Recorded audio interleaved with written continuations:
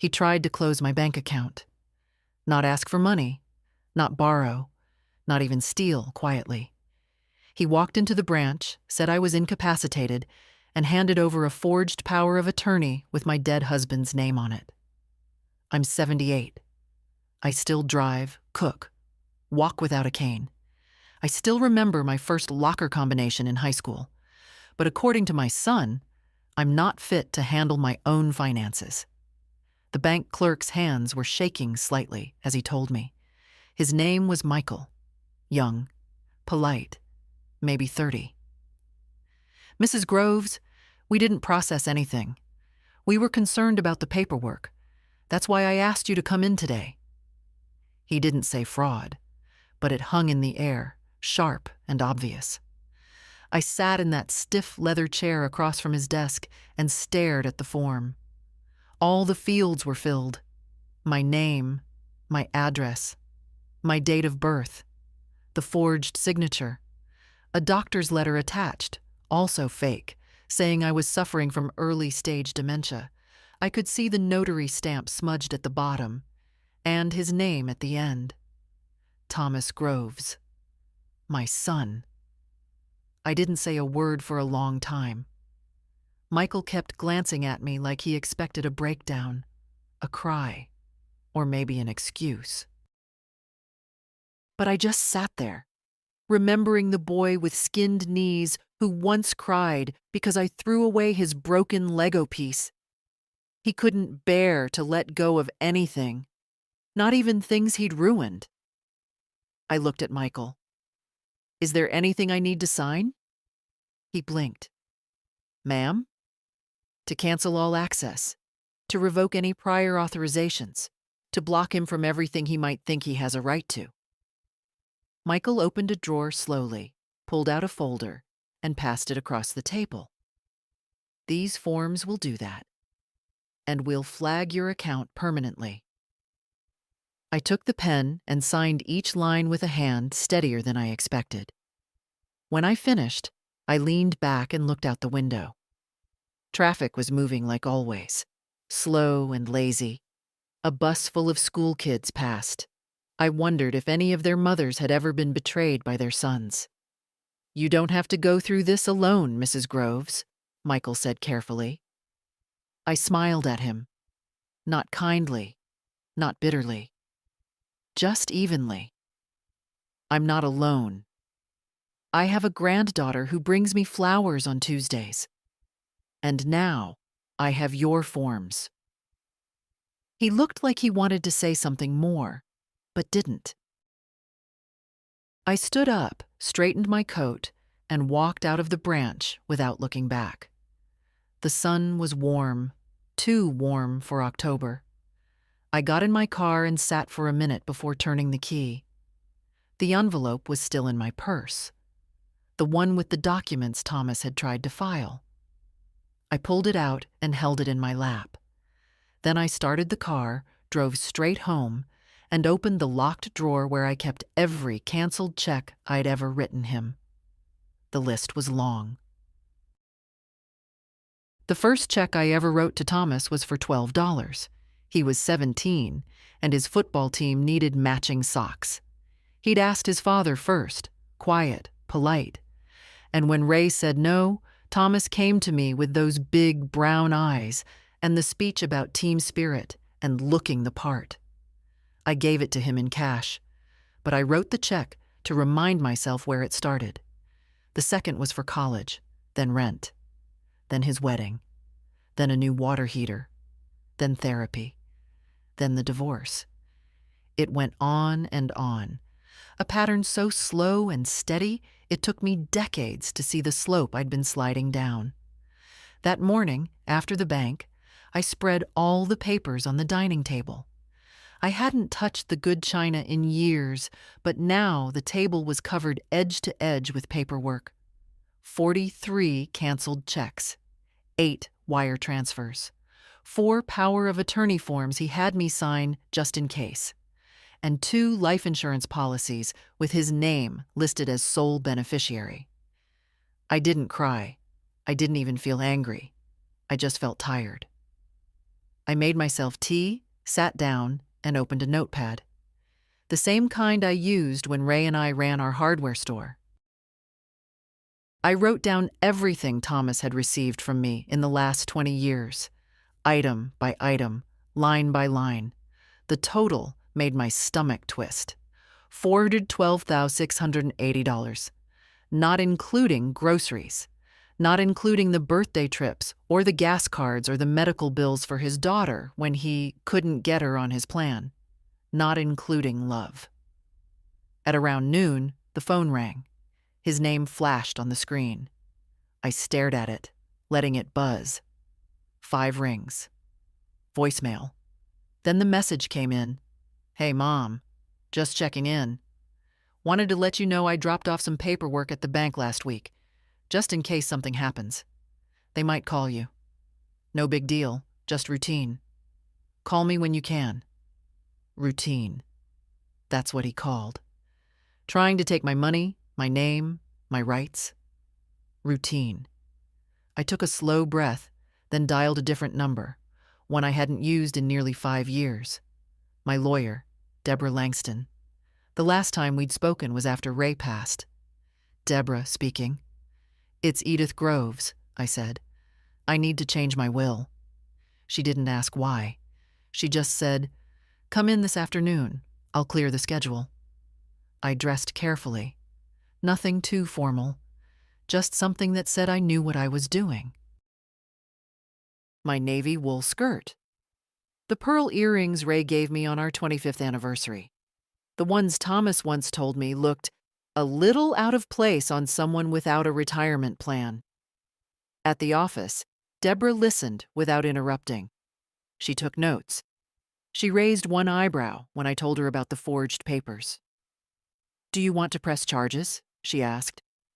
"No," I said. "Not yet." She nodded. "But you want to revoke all previous power of attorney and remove him from the will. And," I added, "I want to set up a trust for my granddaughter Emma." Deborah's pen paused over the page. "You're sure?" "I'm sure," I said. "She's the only one who still calls me because she wants to, not because she needs something." We spent the next hour going over documents. I signed each one without hesitation. When it was done, I walked outside, stood on the curb, and looked up at the sky. The air felt different, lighter, like something had shifted.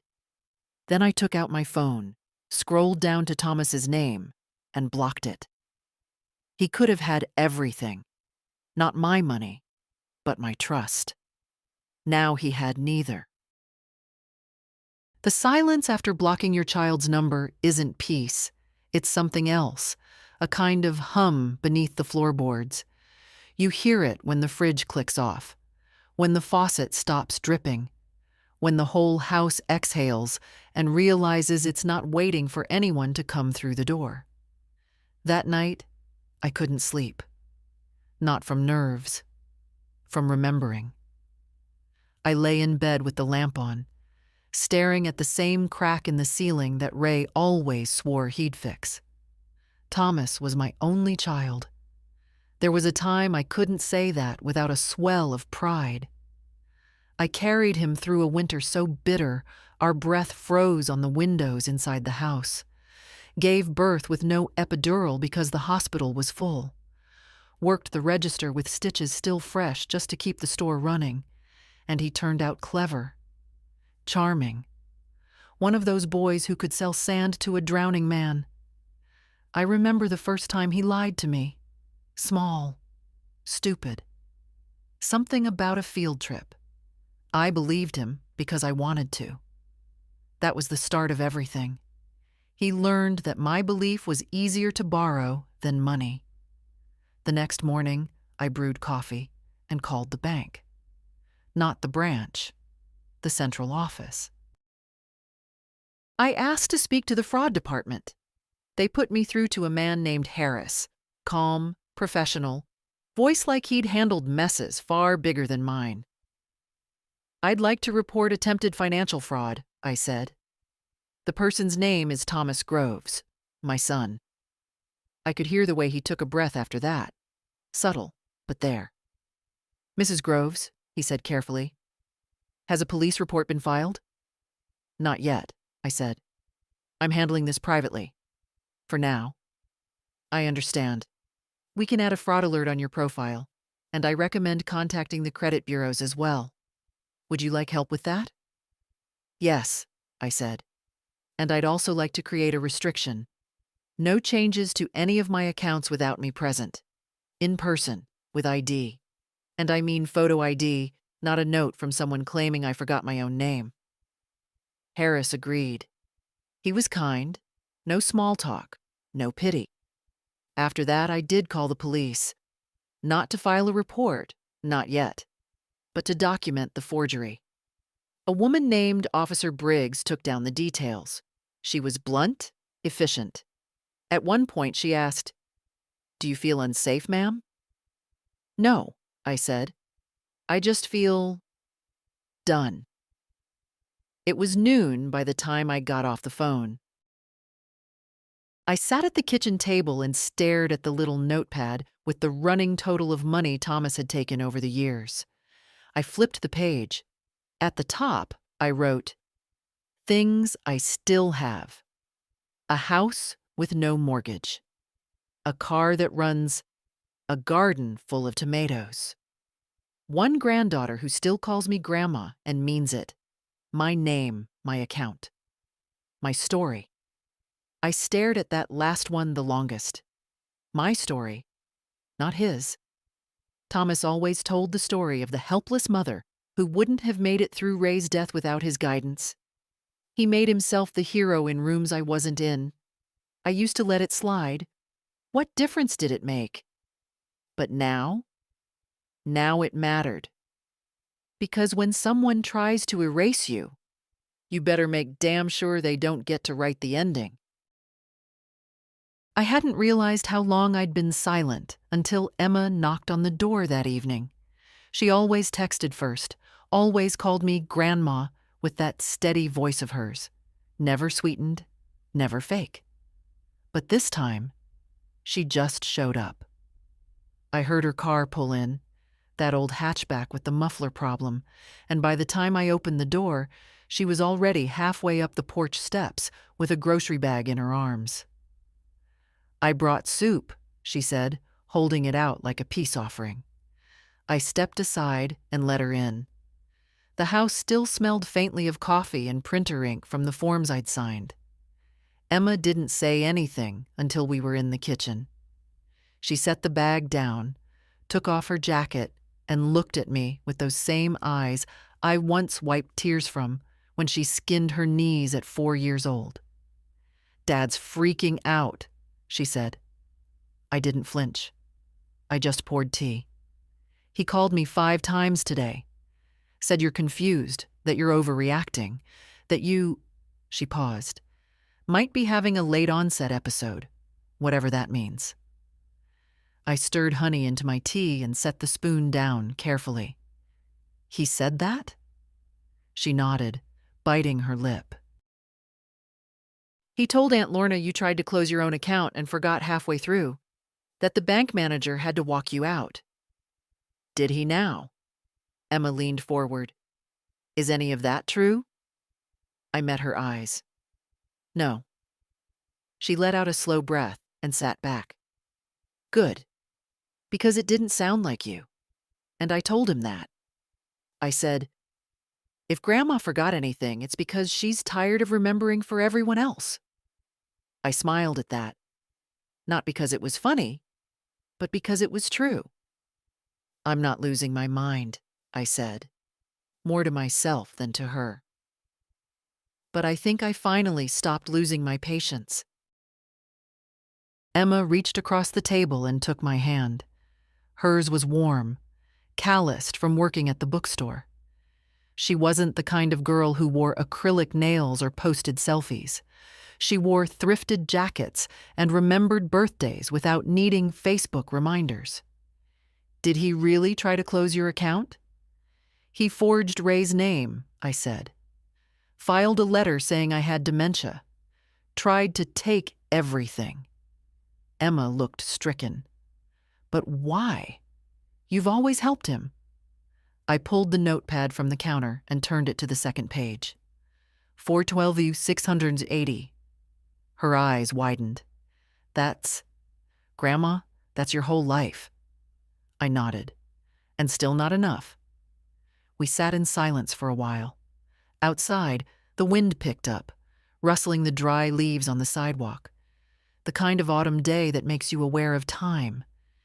Not in a sad way, just honestly. Like nature doesn't lie. Finally, Emma said, "What are you going to do?" "I already did it," I replied. "He's blocked from my accounts. The banks flagged his name. The lawyers redrafted the will." "And me?" "You," I said, squeezing her hand. "Have a trust now. Not a fortune, but enough.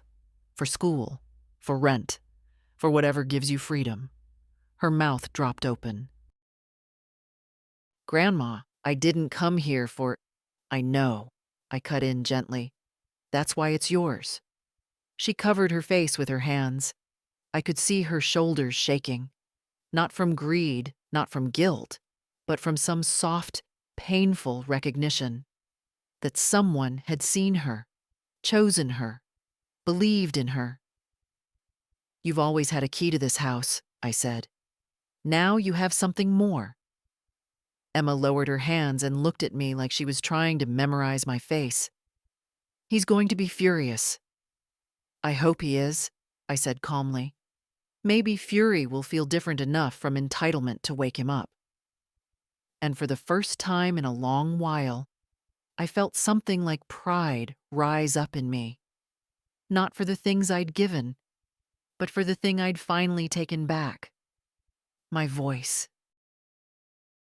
The letter came 2 days later. Thick envelope, my name typed neatly on the front. No return address. I knew the handwriting on the enclosed note before I even opened it.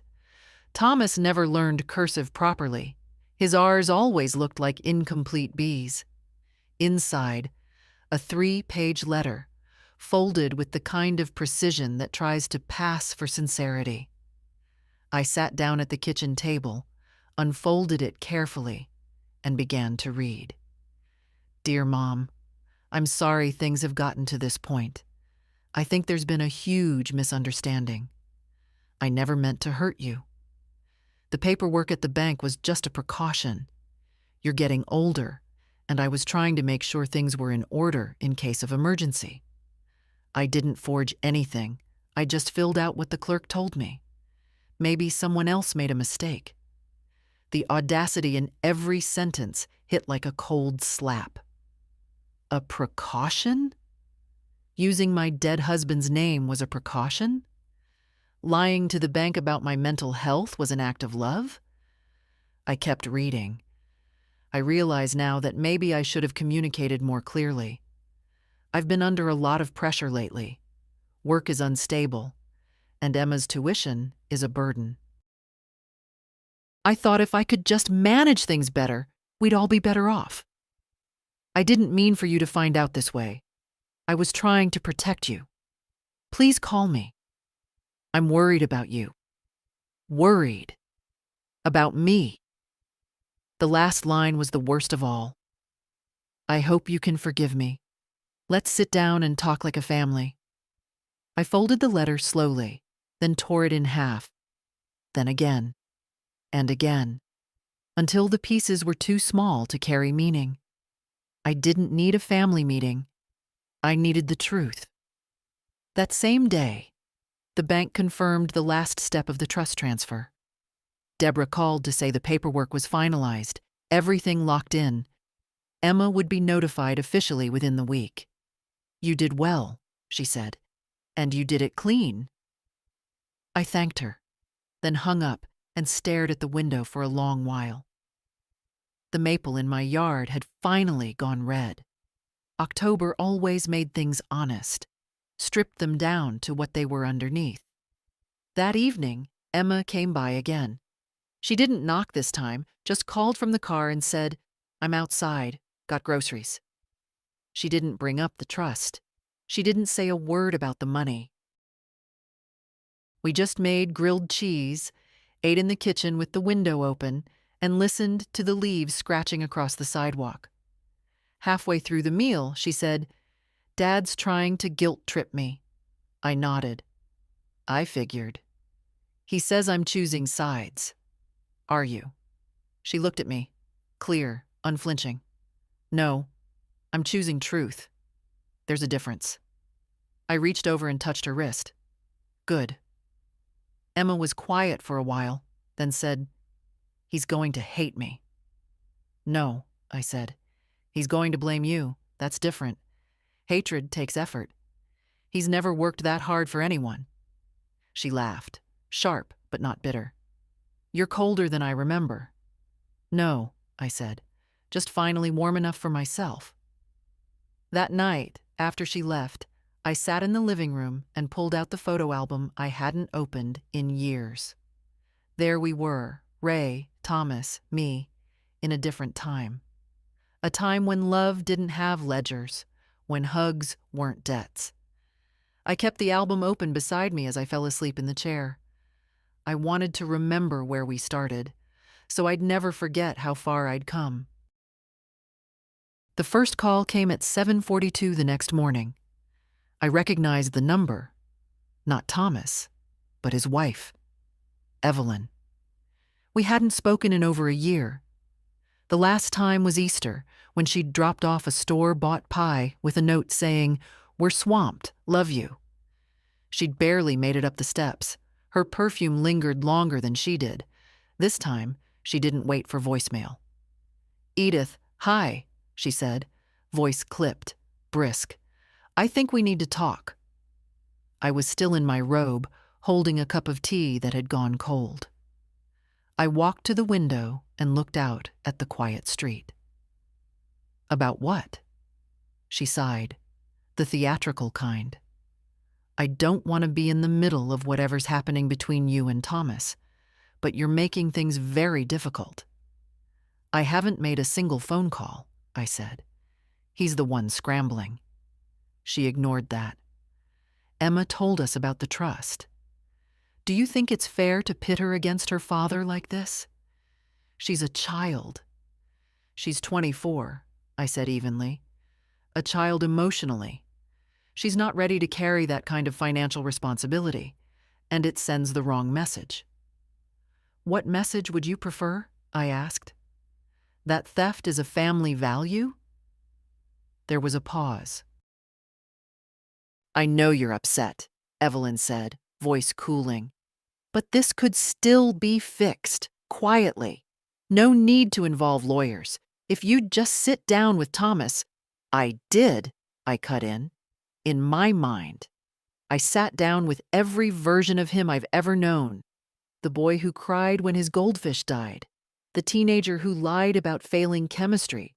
The man who asked me for money under the table because his pride couldn't take a real job. And I decided that version's run its course. You always had a flair for the dramatic." "No," I said. "I just finally stopped being afraid of silence." She tried once more. "He's your son." "I know exactly what he is." I ended the call and set the phone down carefully on the table, like it might burn a hole through the wood if I wasn't gentle. 10 minutes later, Thomas called again. Then once more. I didn't answer. At 11, I drove to the community center, not to join anything, just to sit. They'd renovated it a few years ago, added tall windows and polished floors. Everything smelled faintly of lemon cleaner. I sat on a bench outside the library room and watched two old women play cards across the hallway. One of them was wearing a sweatshirt that said, "Unbothered since '53. I smiled without meaning to. After a while, a woman I didn't recognize sat beside me. Thin frame, elegant coat, hands folded neatly in her lap. "You here for the estate workshop?" she asked. I shook my head. "Just visiting ghosts." She nodded slowly. "Me too." We didn't say much after that, but it felt good. Not being needed, not being begged or guilted.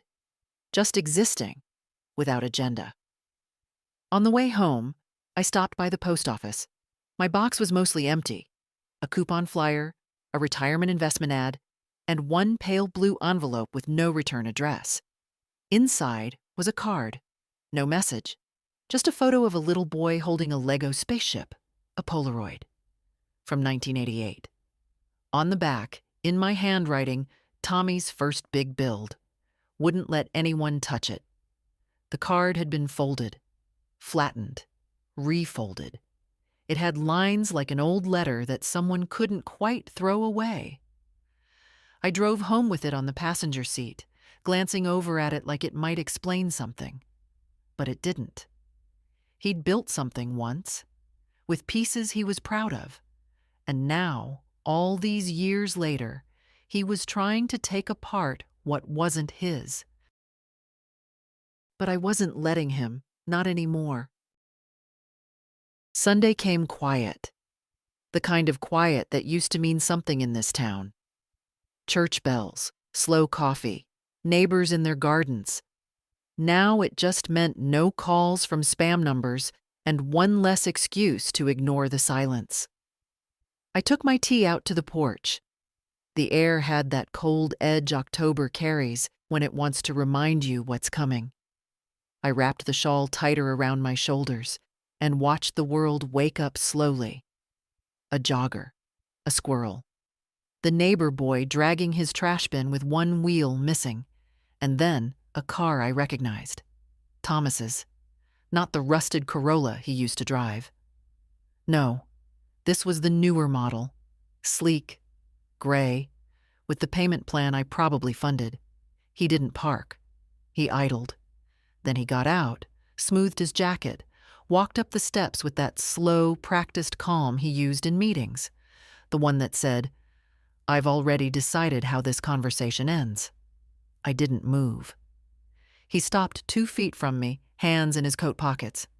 "Mom, Thomas, you won't return my calls." "No." He nodded, like I'd confirmed something. "I wanted to talk, in person." I took a sip of my tea. "I know things got misunderstood," he said. "You forged a letter." His jaw tightened. "That's not how I would put it." I raised my eyebrows. "I thought we had an understanding," he went on, "that I'd help manage your affairs. You're not exactly getting younger." I looked at him, standing there like a man who thought age was an argument. "Do you think I've made it 78 years just to forget who I am?" "Mom, come on, don't make this harder than it is." "No," I said calmly. "You already made it hard. I'm just done pretending it's not." He shifted. The breeze tugged at his coat hem. "So that's it? You cut me off? After everything I've done?" I stared at him for a long second. "What exactly have you done, Thomas? Name one thing you've done for me that wasn't transactional." He opened his mouth, closed it.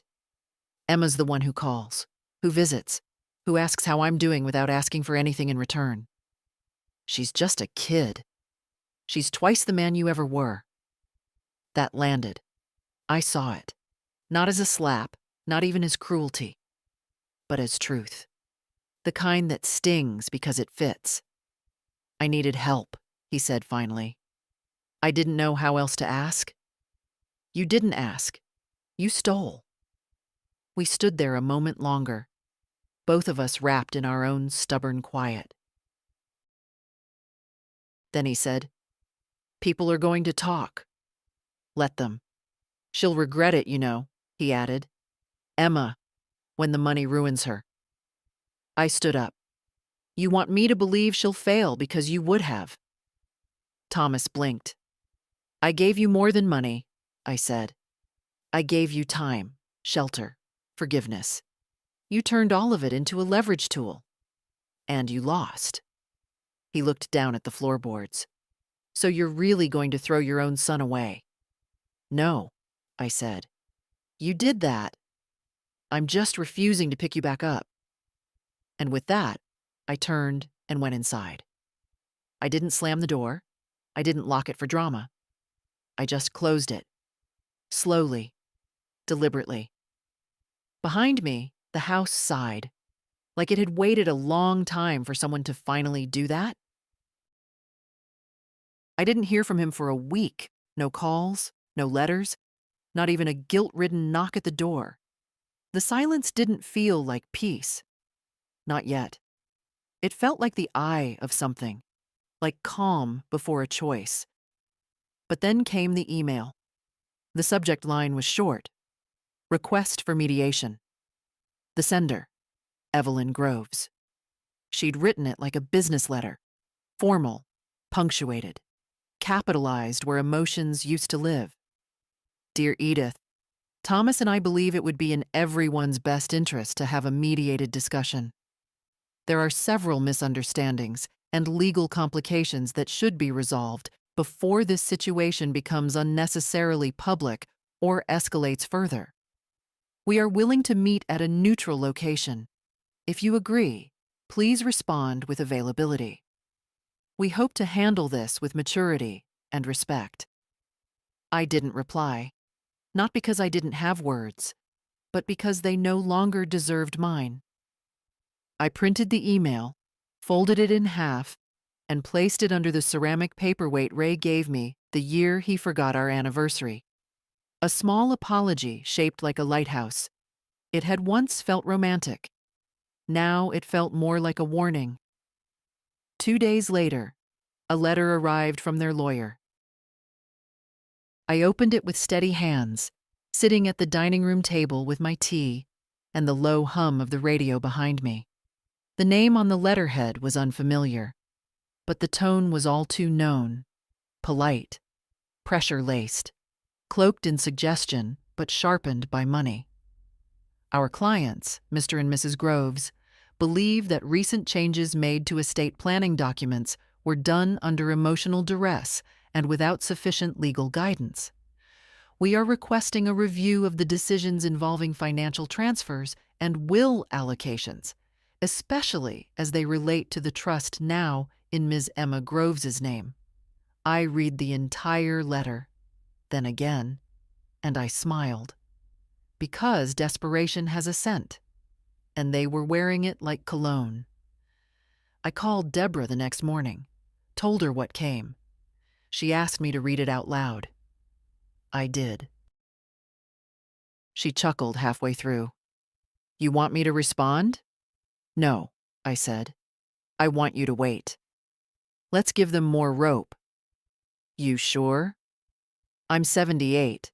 I've lived through war, loss, childbirth, a 2-income business collapse, and a husband who died on a Tuesday, but left love behind like it was interest on a loan. I've survived worse than a letterhead. Deborah laughed. You know, you're kind of terrifying now. I should have been sooner. Later that day, I called Emma. She answered on the second ring. Grandma, everything okay? I got a letter, I said. There was a pause. From them? I nodded, then remembered she couldn't see me. Yes, they want mediation. Evelyn wrote first, then their lawyer. Emma didn't say anything for a moment. When she finally spoke, her voice was low. I can give it back, Grandma. The trust. If it's going to... No. But if they... No, I said again. You're not giving back what wasn't stolen. You didn't ask for this. I gave it to you. That matters. I don't want to make things worse. You're not, I said. You're what made things better. She let out a breath. One I could hear shake a little. They'll probably come after you next, I added. Guilt, threats, family dinners with silence and heavy eyes. Just know I trust you. I won't fold, she said. I promise. I know. That night, I sat in the living room with the lamp low and the letter beside me. I ran my fingers over the embossed name of their lawyer. A man who probably thought a 78-year-old woman with no formal education would tremble at a cease and desist. He didn't know I used to fix commercial plumbing valves with my bare hands, that I could calculate compound interest faster than his interns, that I once saved our store from foreclosure by selling 50 lawnmowers in a weekend because I promised every customer a home-baked pie. I don't scare easy. Let them send letters. Let them call it war. I've been in battles where the enemy wore grief, not Gucci. This? This is a reckoning. The next escalation didn't come by mail. It came by knock, a slow, deliberate rhythm, not neighborly, not nervous. The kind of knock meant to announce control. I didn't move at first. I was in the back room, going through the winter linens. But the knocking continued. Measured. Patient. By the time I opened the front door, Evelyn was standing on my porch in a camel-colored coat, her hair pulled back so tightly it looked like a mask. She had a clipboard in her arms. Not a purse, not a bag, not even gloves, though the morning was cold enough to sting. "Good morning, Edith," she said, as if this was normal. "It's not," I said, and didn't invite her in. She didn't wait. Just stepped forward, as if my doorway was hers. I stood in the threshold blocking the entrance. She adjusted the clipboard. "I thought we could speak face to face. You haven't responded to any of our communications." "That's intentional." She smiled, polite, sharp. "I understand you're upset." "I'm not upset," I said. "I'm uninterested." She glanced past me into the house, as if looking for signs of senility. A mess, a forgotten stove, something she could use. "You've made decisions that affect our entire family." "No," I said. "I made decisions that affect my money. You're not entitled to either." Evelyn shifted her stance. I saw the tightness in her jaw then, the cracks behind the politeness. "You're making this difficult for Emma. She's managing just fine. She's being manipulated. You've always had a strange influence over her." I almost laughed. "You're mistaking love for influence. Easy to do when you've never felt either." That did it. Her eyes hardened. She held out the clipboard. "I'm here to offer one final proposal. If you dissolve the trust and return the funds to a central family account, we'll drop all legal inquiries and handle everything quietly. No damage to reputations, no unnecessary attention." I didn't take the clipboard. "You think I'm afraid of attention?" I asked. "I think you're not thinking clearly. This hurts everyone. This protects everyone. From him." She took a breath. "He's your son." I nodded. "And you're his mirror." For a long moment, neither of us moved. Then she dropped the polite act entirely. "You're burning the bridge," she said flatly. "No," I replied. "You two set it on fire years ago. I just stopped pretending it was a path." She turned sharply and walked down the steps, heels clicking like accusations. The clipboard stayed in her hands, unsigned. I stood in the doorway, watching her go, the wind tugging at her coat. Just before she reached the car, she turned back. "You've taught Emma to be cruel." I smiled. "No, I've taught her not to inherit silence." And then I closed the door. This time I did lock it, not out of fear, but finality. Later that evening, I found a voicemail from Emma. "Grandma, did she come by? I heard from Dad. He said something about a last olive branch. I'm worried. You okay?" I called her back right away. Her voice was tight when she answered. "I'm fine," I said gently. And she brought a clipboard, not an olive branch. "Did you sign anything?" "I don't sign lies." She was quiet. Then, "I told them I wouldn't meet them without you. They said you were unstable. That you'd manipulated the bank, the lawyer, me. I let that sit for a second. And do you believe them? No, she said, but it still stung. Hearing it. From him. I know. We were both silent for a while, sitting in different houses with the same ache. The ache of realizing that family can disappoint you deeper than any stranger. Finally, she said, I'm not giving it back. The trust. I don't care what they threaten. I know, I whispered. And I did. I believed her. Because Emma, for all her youth, had inherited something I'd nearly forgotten I had to pass down. Not just money, but backbone. I once read that strength isn't loud, it's quiet, rooted, slow to bend. That week, mine sounded like teacups returned gently to their saucers, like a phone left ringing, like paper sliding into a file folder, one document at a time. No shouting, no retaliation, just silence. Heavy, deliberate. But not everyone appreciated that kind of silence. 2 days after Evelyn's visit, I received a message from a man named Peter Lang, a financial advisor. Apparently, Thomas and Evelyn's.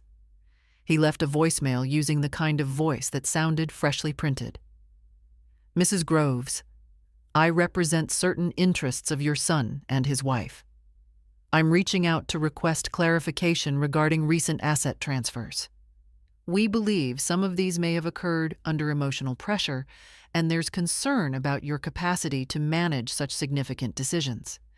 If you're willing, we'd like to assist in rebalancing your estate in a way that protects your legacy and family unity.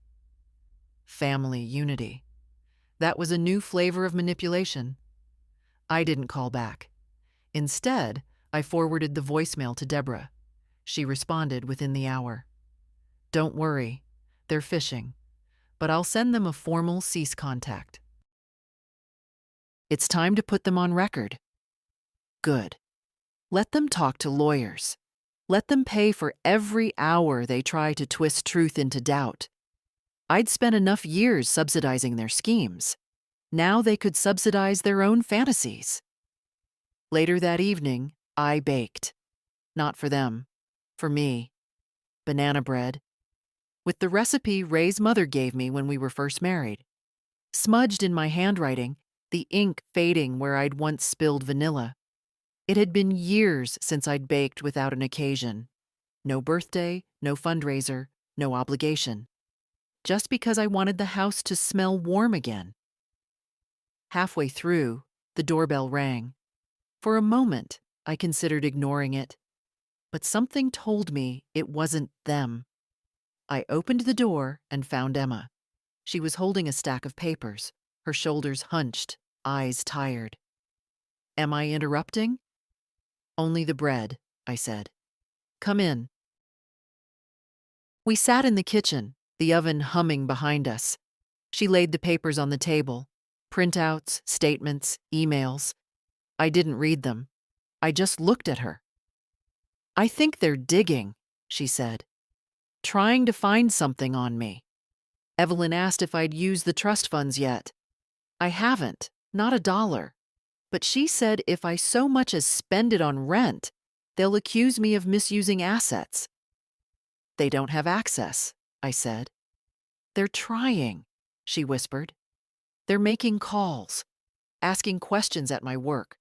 My advisor said they even contacted the college bursar's office. They're hoping you'll break.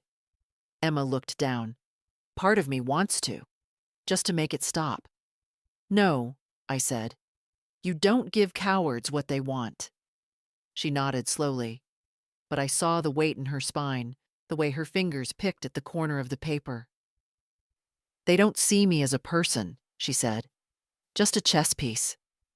They don't see anyone as a person, I said. Just means to an end. I stood and poured us tea. She took hers with honey, always had. I remembered the first time I gave her a cup that way. She was 8, had a fever. I sat beside her all night, reading old storybooks until she finally fell asleep with her head on my lap. They'd forgotten that girl existed. I hadn't, and I never would. When the banana bread was done, we ate 2 slices each, warm, no plates, just napkins and hands. We didn't talk about money after that, or law, or tactics. We just talked about books, the one she was reading, the one I'd meant to, the ones Ray never returned to the library. When she left, she hugged me tightly, then whispered, "I'm proud of you." The words sank into me like water into dry earth. After she drove off, I stood in the doorway a long time, holding my shawl closed, watching the night. My son was somewhere out there, furious, entitled, plotting. But in here, there was only peace and banana bread. I thought they'd retreat, that after the lawyer's letter, after the silence, after the door Evelyn walked away from, they'd run out of steam, out of nerve. But people like them don't retreat. They change tactics. The next call didn't come to me. It went to the church. Pastor Helen phoned that afternoon, gentle as ever. She's been leading our small congregation for nearly 20 years, always with hands that smelled like lemon balm and a voice that could still the wildest child. "Edith," she said, "I got a visit from Thomas." Of course she did. "I told him we don't get involved in family disputes," she continued carefully. "But I thought you should know. He seemed concerned." I almost laughed. "Concerned about my soul?" "Concerned about your declining health," she said softly. "He wanted to know if I'd noticed any signs." There it was, the slow drip of poison. They couldn't get my money through banks or lawyers, so now they'd try through doubt, through reputation, through whispers in the corners of places I'd once been safe. "Thank you for telling me," I said. Pastor Helen paused. "Edith, I know you, and I know what strength looks like. If you need me to talk to anyone, the bishop, the board, I will." "No need," I said. "Let them wonder." Later that week, at the Wednesday potluck, I saw it. A few glances, quickly averted. 2 couples whispering at the coat rack. Mild, subtle things. But I know the shape of a story before it's told. Someone had started talking. I didn't flinch. I scooped mashed potatoes onto paper plates and asked Dottie Mae about her new hip like nothing had changed. Because nothing had.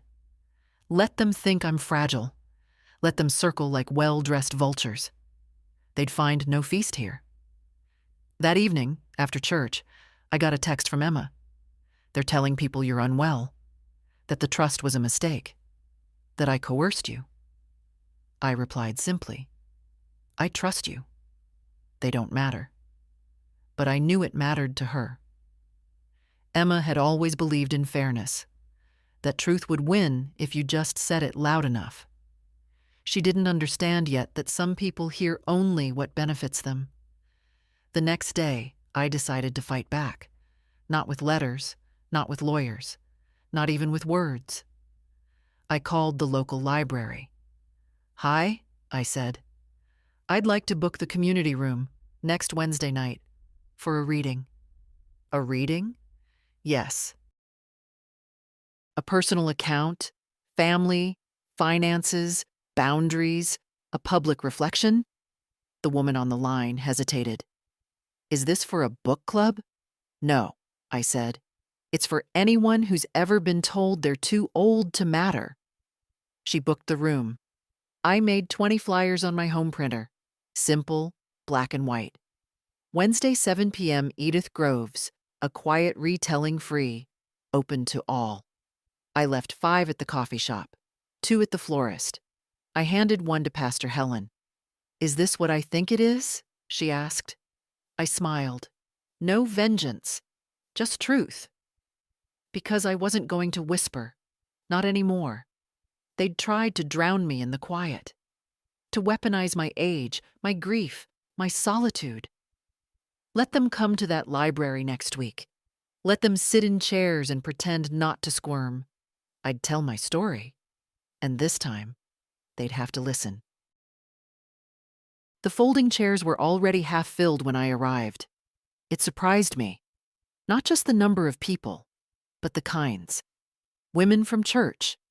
A man from the hardware store I hadn't seen in a decade. 2 young girls I didn't recognize, holding notebooks in their laps. And in the back, near the exit, standing with arms folded and posture stiff, was Evelyn. Not Thomas. Of course not Thomas. He'd sent her like always. The mouthpiece, the shield, the mask. I walked to the front of the room with my notes in one hand and a thermos of tea in the other. I wasn't nervous.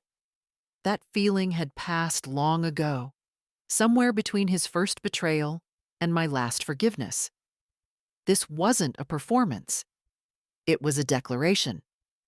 Pastor Helen sat in the front row. Emma slipped in quietly and took the seat beside her. I caught her eye and nodded once. She didn't smile. She looked serious. Ready. Good.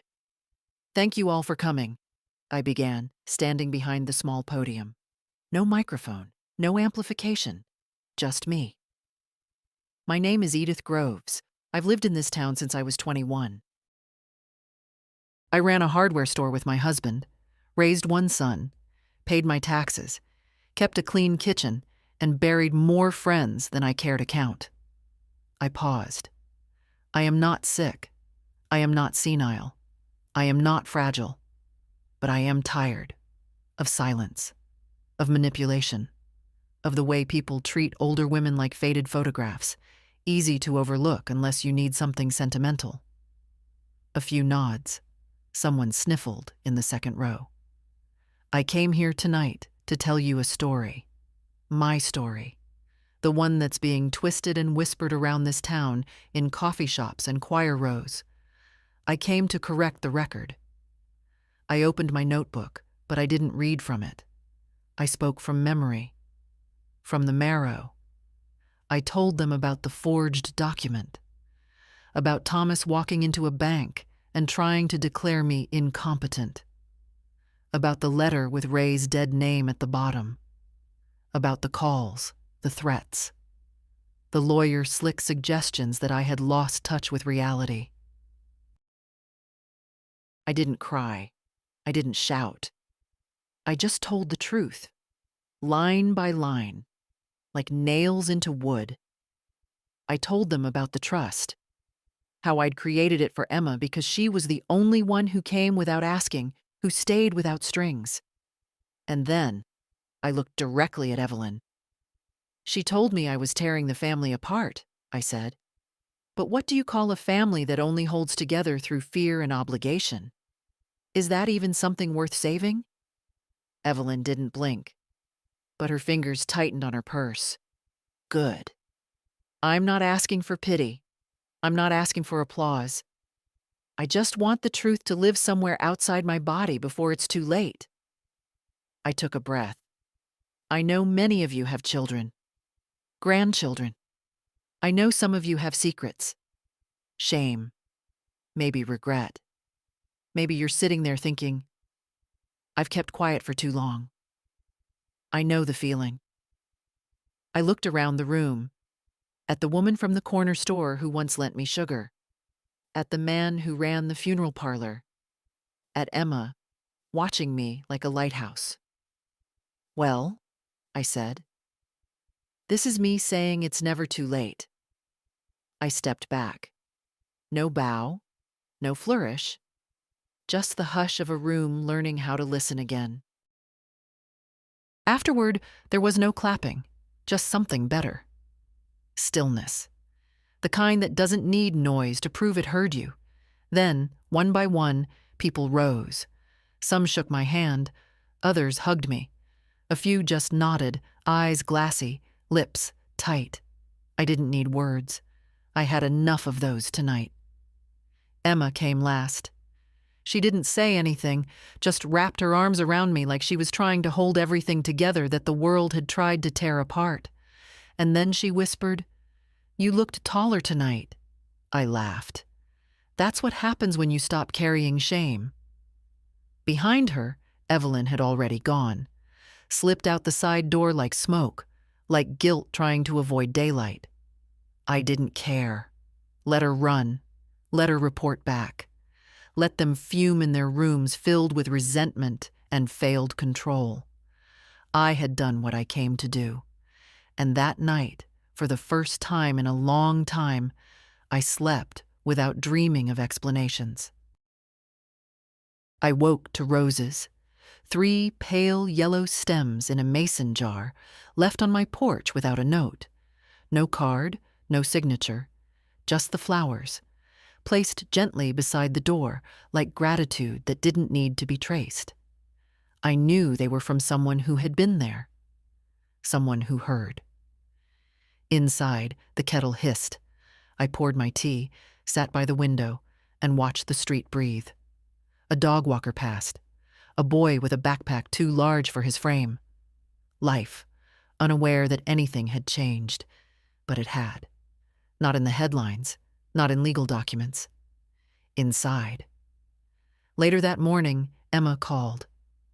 "They're quiet," she said. "Too quiet." She meant Thomas and Evelyn.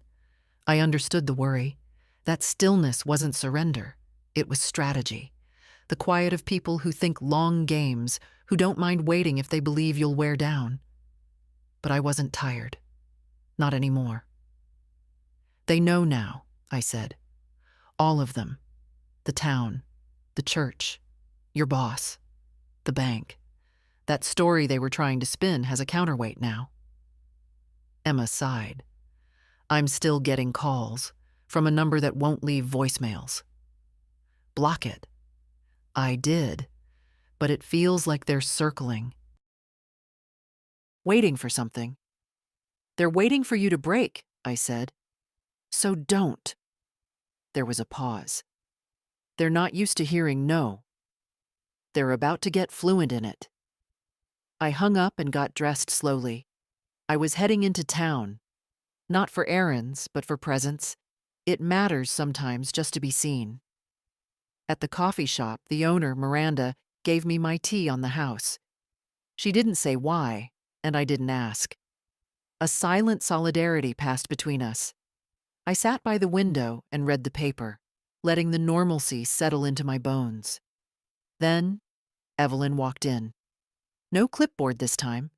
No coat armor. Just jeans, a sweater, and a face that looked carved out of cold marble. She saw me, paused, then walked straight to the counter, ordered her drink, waited, said nothing, but she kept glancing over. Flickers, tells. When she turned to leave, she paused at my table. "Quite the speech," she said. I didn't look up from my paper. "Truth doesn't need embellishment. You've turned this town into your jury." "No," I said, folding the paper carefully. "I just stopped letting you write the testimony." She shifted. "You think any of this will matter when the lawyers get involved?" "It already matters." People believe me. And more importantly, I do. She tilted her head, studying me like a puzzle that used to be easy. "You always were theatrical." "No," I said. "I was quiet. You just mistook that for agreement." She scoffed, stepped back. But before she left, I added, "You can keep circling, keep calling, keep spinning stories. But I promise you, Evelyn, when the dust settles, all you'll have is the echo of your own entitlement." She didn't reply. She left. And this time the room didn't watch me. It watched her. Later, at home, I sat in the kitchen with the roses in front of me. I touched one of the petals. Soft, stubborn in its brightness. Then I opened the locked drawer where I kept my will. I added a note. Not legal, just personal. To Emma, in case you ever doubt your worth, know this. You didn't inherit money. You inherited proof that standing your ground is not the same as being unkind. Love, Grandma. I folded the note, placed it beneath the documents, and closed the drawer. Let the others prepare lawsuits, whispers, strategies. I had legacy, and not even they could steal that. It came quietly, the way most endings do. A letter, certified mail, return receipt requested. My name typed neatly, the envelope thick but weightless in meaning. The sender, Thomas Groves, C.O. Lang and Associates. Deborah called before I even opened it. "It's not a lawsuit," she said. "It's a settlement offer." Of course it was. They'd tested the town, tested me, tested Emma, found no cracks. So now they'd do what all entitled people do when power slips through their fingers. Offer a compromise designed to look like mercy. I opened the letter with a butter knife, unfolded it on the kitchen table like a relic. To Edith Groves. In the interest of preserving what remains of our family's dignity and avoiding further public embarrassment, we propose the following. You agree to dissolve the trust in Emma's name and reinstate the previous financial distribution outlined in your 2019 estate plan. In exchange, we agree to cease all legal and reputational challenges and refrain from further action or contact. This is a one-time offer. Please consider the impact on your granddaughter and the long-term unity of our family. With respect, Thomas and Evelyn Groves. No lawyer's signature. Just theirs. Not legal strategy. Just desperation in a suit. I read it twice. Then once more, slower. Every sentence trying to fold itself into reason, into decency. But the lie was loud in every line. They weren't offering peace. They were offering silence. Mine. Emma came by that evening. I handed her the letter without comment. She read it, eyes scanning quickly, her face unreadable. When she finished, she looked up. "Are you going to answer?" "Yes," I said. "I already did." I showed her the envelope I'd prepared. My response. 2 lines, handwritten, no letterhead, no legal phrasing, no. My dignity was never yours to negotiate. Emma exhaled slowly, then smiled. A quiet, proud thing. "Can I mail it?" I nodded. She left 10 minutes later, envelope in hand, coat zipped tight against the wind.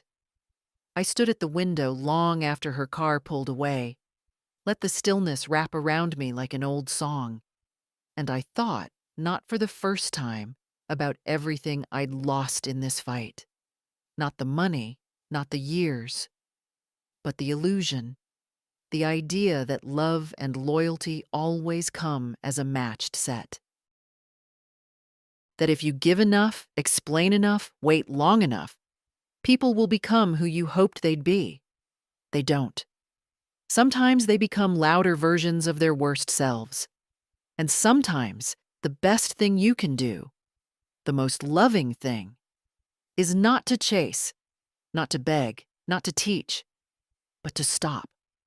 To plant your feet in the truth and let others spin themselves dizzy. That night, I wrote one more letter. Not to Thomas. Not to Evelyn. To myself. Edith, you waited too long to believe you were right, but now you do. And that counts. Let the world call it stubbornness. You know it as survival. You know it as peace. Let that be enough. I placed the letter in the back of my notebook, closed it gently. Then I turned off the lights, locked the doors, and slept. No dreams, no ghosts, no noise, just sleep. The sun rose through the lace curtains, soft and unhurried.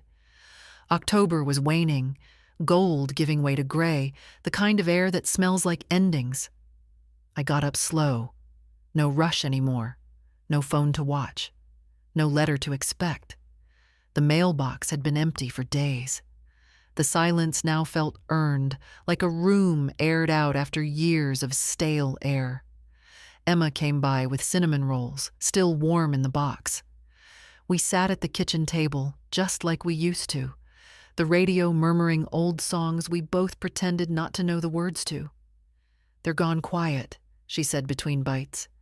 "They will stay that way," I answered. She nodded. "Dad unfriended me, deleted old photos too." I shrugged. "Let him delete. We still have memory." She smiled, but it was tired. Not a girl's smile. A woman's. The kind that's learned some people don't come back, and that's not always a tragedy. I looked at her then. Really looked. She didn't just carry my blood. She carried my lesson. She didn't ask for power. She didn't demand inheritance. But when offered the chance to step forward, to take the truth and hold it steady, she did. Without shaking. Without apologizing. That's legacy. Not property. Not assets. Not names on deeds, but courage. Before she left, she asked, "Do you regret any of it?" I thought about that for a moment, then shook my head. "No," I said, "but I regret waiting so long to stop excusing it." Emma leaned over and kissed the top of my head. "I love you," she said. "I know," I replied. She walked out into the morning, cinnamon still in the air. I watched her drive away and felt something shift. Not an ending, but a settlement. Like dust, finally choosing the ground. That afternoon, I wrote one final thing. Just a short line on the back page of my notebook. Let the silence you chose be the peace they never gave you. I closed the notebook and slid it into the top drawer with the rest. The will, the trust, the documents they once tried to take from me. All still here, all still mine. I stood and made a cup of tea, sat by the window. The maple tree in the yard had shed most of its leaves. There were only a few clinging on. But the ones left? They held on like they meant it, just like me. And if you've made it this far, reading, listening, nodding along with the parts that hurt, then maybe this story was meant for you too. Maybe you needed someone to say it first. You don't owe anyone your silence. You don't owe anyone your forgiveness if it comes chained to fear. And most of all, you're not too old, too small, too late to protect what's yours. If this story meant something to you, leave a comment, share it, or send it to someone who needs to hear it. Not because I need the attention, but because someone else might still be waiting to speak. Let this be their sign.